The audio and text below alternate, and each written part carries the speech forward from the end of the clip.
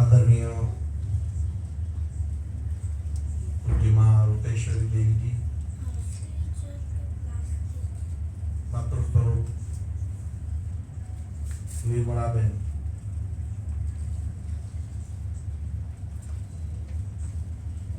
જે થોડીક વ્યસ્તતાના હિસાબે ચાલ્યા ગયા है हमारा वीरूभाई, हमारा सन्मित्र डॉक्टर नकुम અને આ આખા કાર્યક્રમને કાર્યાન્વિત કરવા માટે જેને ખૂબ પરિશ્રમ કર્યો એવા રમિતભાઈ અને ભરતભાઈ કાનાબા તથા આપ સૌ અહીંયા ઉપસ્થિત દરેક સ્વજન કોઈ ને કોઈ તબક્કે મારી ચેતનાને વિલસાવવામાં સહાયરૂપ થયા છે.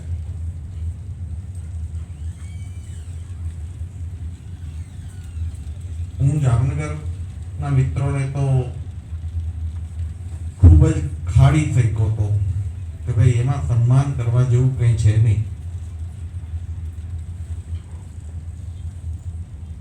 મેં શું એવું કર્યું છે, મેં શું એવું કર્યું છે, તાપ પડ્યો તો શબ્દનું છત્તર માથે ધર્યું છે. મેં શું એવું કર્યું છે, થોડોક તાપ લાગતો હતો એટલે આ છત્રી લઈને બેઠા અને લખ્યું તો એવોર્ડ તો મળે.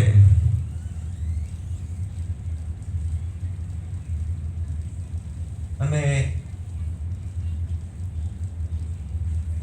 શાંતિ નિકેતને ડોક્ટરેટ આપ્યું હોય પછી શાંતિ નિકેતન એટલે વિશ્વ કક્ષાનું, એ પછી ગાંધીનગર ગુજરાત કક્ષાનું બાઉલનું કોઈ સર્ટિફિકેટ કે કોઈ સન્માન આપે તો એ તો 4 આનીના હોલની અંદર 3 આનીનું વોશર નાખવા જેવું થાય.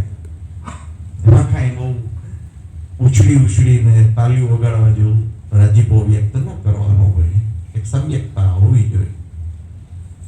પતિયાલા યુનિવર્સિટી સરદારજીના અનુસંધાને ડોક્ટરેટ આપે અને પછી એ જ વસ્તુ ઉપર કોઈ સ્થાનિક કક્ષાની પણ અહીંયા મારું સન્માન થયું મને કહ્યું છે, કારણ કે આ આત્મીયતાથી થયેલું છે, આ સ્વજનોની વચ્ચે થયેલું છે. માના હાથની પીપર મળે ને ખાલી નાની, તો એ 56 ભોગના થાળ કરતા પણ મોટી લાગે. ભલે નાની પીપર હોય, ચગરવા માટે હોય. નિર્મળાબેનનો ખાડીનો શેકો જ્યારે મને ખબર પડી ત્યારે પહેલા તમારો ઉતડો લીધો. મને કે આ 4 મહિના પહેલા તને મળી ગયું, તું મને કહેતો નથી. એટલે મેં કીધું બેન છાપામાં તો આવ્યું, મને કે હું છાપા વાંચતી નથી. તો એ મારો વાંક મારી કે મને પર્સનલી કેવું જોઈએ. મેં કીધું બેન મારી ભૂલ, બીજું શું. પછી કે નહીં આનું સન્માન થવું જોઈએ. જામનગર કેમ નથી કરતું? ભાઈ કીધું બધા કરવા વિચારે છે પણ હું ના પાડું છું. ભાઈ આવું કઈ આનું કોઈ પ્રયોજન નથી. તું ગજબ ઉદાર છે મારા તરફ મારા શબ્દ,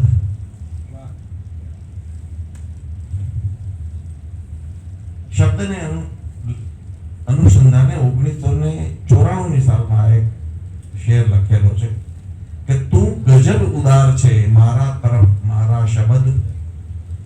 એ શબ્દ તું મારા તરફ ખૂબ ઉદાર છો. કેવો ઉદાર? તો હું તો વાંકો વળીને એને વંદન કરવા ગયો હતો શબ્દને. શબ્દ મારી ઘરે આવ્યો. તું ગજબ ઉદાર છે મારા તરફ મારા શબ્દ. હું તને વાંકો વળીને વંદન કરવા ગયો હતો, તે શું કર્યું?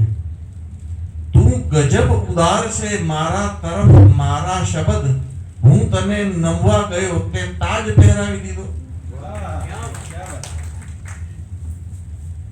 અરે હું તો તારું વંદન કરવા માટે વાંકો વળેલો, તે મને તાજ પહેરાવી દીધો.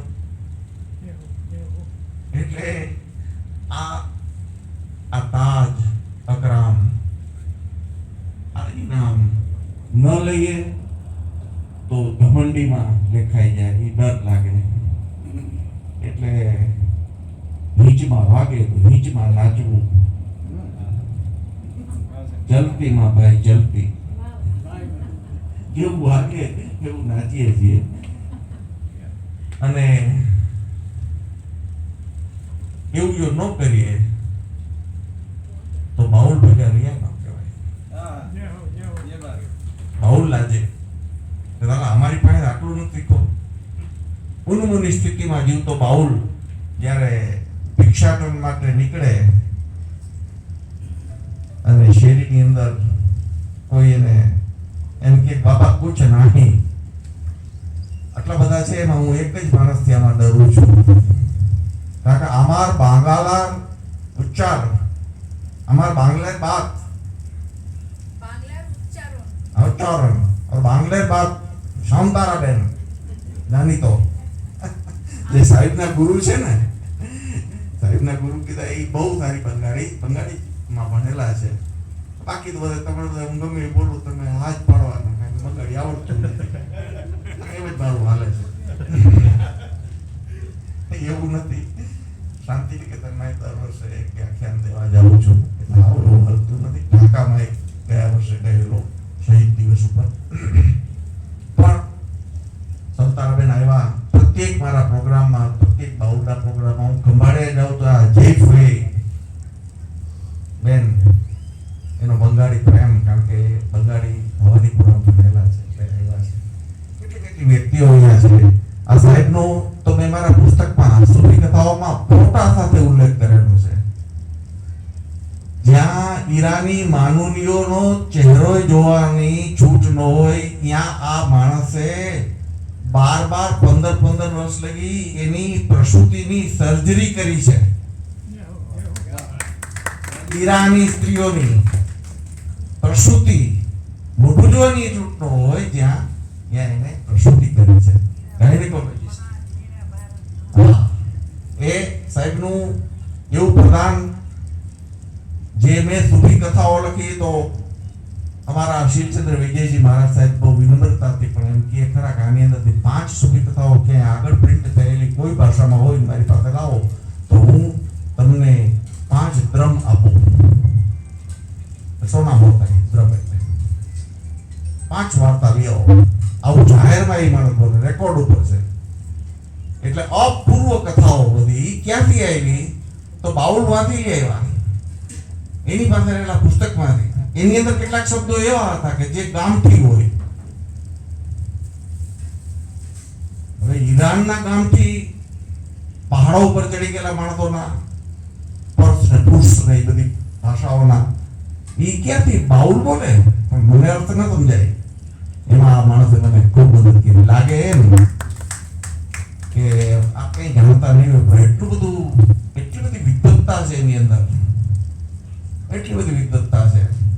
આ એકલા માણસે જામનગરમાં જે નવાનગર સ્કૂલ, જેની અંદર બધા એના બાપા ને દાદા ને ભણ્યા હશે, એ સ્કૂલ એનું અભડાઈ ગઈ પડી છે. એમને કબૂતર એની અંદર નિવાસ નથી કરતા.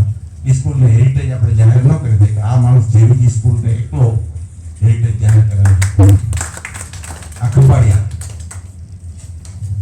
ઓલું જામનગર. તો આવી હસ્તીઓ અહીંયા બેઠી છે. આખી દુનિયા ભરેલું એકેય રાષ્ટ્ર 165 માંથી એકેય રાષ્ટ્ર બાકી નથી. આ આંબાવાડી વાળા રાષ્ટ્રપતિએ હમણાં એને એવોર્ડ આપ્યો, રાષ્ટ્રપતિ ચંદ્રક મળ્યો. આવી બધી હસ્તીઓ. અને માનું તો શું કહેવું, એમનું તો ઐશ્વર્ય ઘણું બધું છે. હમણાં જ એમને મધ્યપ્રદેશ સરકારે દેવાસમાં એમના આશ્રમના અનુસંધાને અને એમના પુસ્તકના અનુસંધાને 1 લાખ રૂપિયાનો એક ખૂબ મોટો મધ્યપ્રદેશ સરકારનો એવોર્ડ આપ્યો. ચેતના ધારામાં કેટલાય એવા વ્યસન ને કેટલી એવી બાબતો જોડાયેલા આપણા કારખાનાની અંદરના માણસોને એમને અહીંયા 14 વર્ષ 15 વર્ષના એમના સેવાસમાં સુધાર્યા. આવી બધી હસ્તીઓ છે. મારા શિષ્યોમાં પણ ઘણા બધા બેઠા છે. EG સિંચ અહીંયાનો પ્રોફેસર જે આ બધી બાબતોમાં આપણા કવિતામાં આવશે, કાનાણી સાહેબ બેઠા છે. આ બધી હસ્તીઓની વચ્ચે આનંદ તો થાય. ત્યાં મારું કોઈ ઓળખીતું નહોતું. હું ત્યાં ગયો, ભૂપેન્દ્રભાઈએ જે શાલ ઓઢાડી હતી, ભૂપેન્દ્રભાઈને એકને હું ઓળખતો હતી, મને નહોતા ઓળખતા.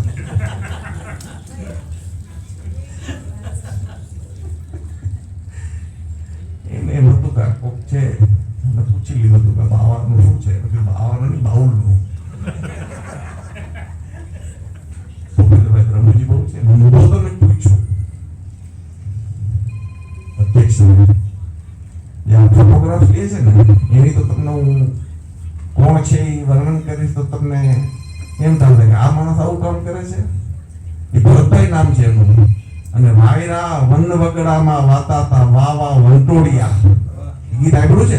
જગદીપ વિરાણીનું ગીત છે. એના દીકરા થયા.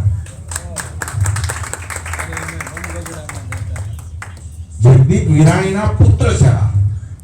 અને અહીંયા એ કેટલી સહજતાથી કામ સાયલેન્ટલી જુઓ. આ નથી, આ આપણું નસીબ છે. આ આપણી લોકોની આપણા પ્રત્યેનો પ્રેમ છે. મારા બાળકોથી દીપક હસુ મારી જે સિરીઝ આવે છે એ દર રવિવારે સવારના રાતના એની રાત બગાડવું. અમારો ચોટલિયા ધર્મેન્દ્ર દર રવિવાર રાતે મેસેજ આવે 1 વાગે, ધર્મેન્દ્ર પઠારીને મોકલજો. મારી સિરિયલ છે એનું સોમવારે મૂકવાનું. એટલે એવા બધા સ્નેહીઓ મયુર છે, બધા જેપી, આપણા બધા કવિ મિત્રો બેન જેની ઘરે બહુ મોટી લાઇબ્રેરી છે એવા ત્રિવેદીબેન, વર્ષાબેન ત્રિવેદી, એટલી બધી પુસ્તકોના લખનારા આપણા કવિ સાગર લાવલિયા હસ્તીઓ છે. એના બધાની વચ્ચે ઉપસ્થિત રહી અને વાવની ઉપર બહુ સંશોધન સારું કરનાર આપણા દિલીપસિંહ છેડે બેઠા છે. પુરાતત્વમાં જેનું બહુ મોટું નામ છે. આ બધી હસ્તીઓની વચ્ચે સન્માન થાય એનો થોડોક આનંદ હોય. અને બેનને હું ના ના પાડી શકું અને સન્માન એમણે કહ્યું એમનો ખૂબ આભાર. ખંભાળિયા જેવા સ્થાનો પરથી આવી અને આ રીતે કામ કર્યું. પુસ્તકની અંદર 8 પરિશિષ્ટો છે. સંશોધન વિભાગની અંદર સરકારે એને ગણી અને મૂકેલું છે. 2 ચિત્રો છે જેની પાસે પુસ્તક છે એને તો ખબર છે. 2 નકશાઓ છે. કયા નકશામાં કઈ ભાષા બોલાય છે એ 23 ભાષા બંગાળની. કારણ કે બાઉલ છે એ બંગાળી નથી બોલતા, એ ગામઠી ભાષા બોલે છે. અને આપણે જે મેરની ભાષા કાંકરે ભાઈ એમ જે હોય એવી રીતે બંગાળના બાઉલોની અલગ અલગ ભાષા હોય. તમારે એને સમજવા હોય તો એની ગામઠી ભાષા, જેને ચોલ બંગાળી, સંતારાબાઈ ચોલ બંગાળી ચોલ બંગાળી જો આવડતી હોય તો એની સાથે આપણે વાતચીત કરી શકીએ. સાધુ બંગાળી વાતચીત ન કરે. બાઉલ એટલે શું? એની 3 જણાના એક વક્તવ્ય કહીને મારી વાતને પૂર્ણ કરીશ. રવિન્દ્રનાથ ટાગોરને પૂછવામાં આવ્યું ત્યારે એને કહ્યું, સો માય ડિયર ફ્રેન્ડ, એટલે તો મારા મિત્ર હું આ લોકોની પાછળ ગાંડો છું. આ લોકો એટલે બાઉલ. ભાઈ તો એક તો એમનું લાઘવ, જે ટૂંકી ભાષામાં વાત કરે છે, આપણા દુહામાં કેમ હોય એવી રીતે. અને બીજી એમની મસ્તી. રવિન્દ્રનાથ ટાગોરે એમ કહ્યું, હું એની ઈર્ષા કરું છું. બીજું રામકૃષ્ણ પરમહંસ, એમણે કહ્યું કે આવતા જીવનમાં મુક્તિ નહીં, આપણી મુક્તિ નથી. આવતા જીવનમાં આપણે ફરી બધા જન્મશું ને બાઉલ થઈને જ જન્મશું.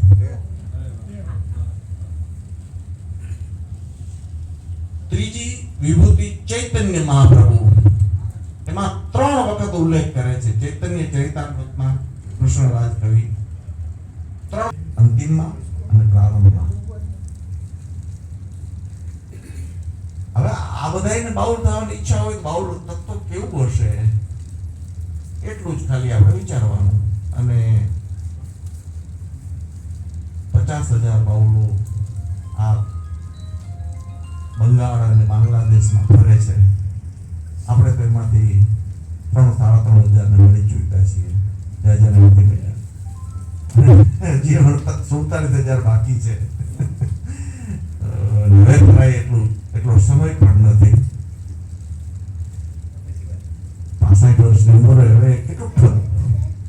પણ એ બાઉલો અને એના વિશે આ પુસ્તક ગુજરાતી ભાષામાં બંગાળી જાણનારાઓ પુષ્કળ, પણ 90 વર્ષ લગી બધા મૌન રહ્યા હતા.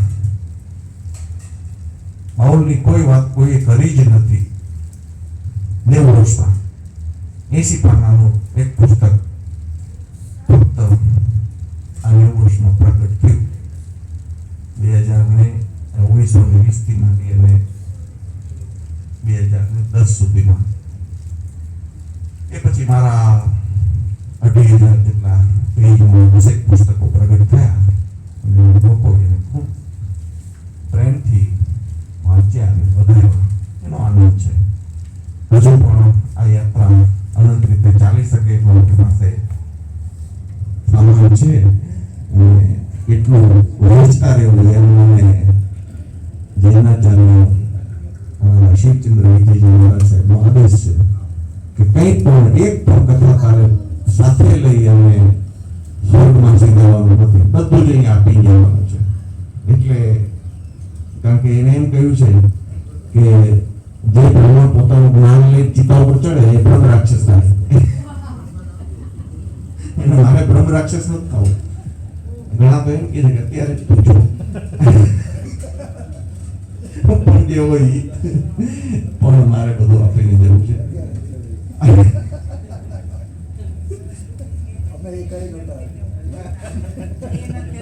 મારું વક્તવ્ય પૂર્ણ કરું છું. હવે પછી જે મિત્રો છે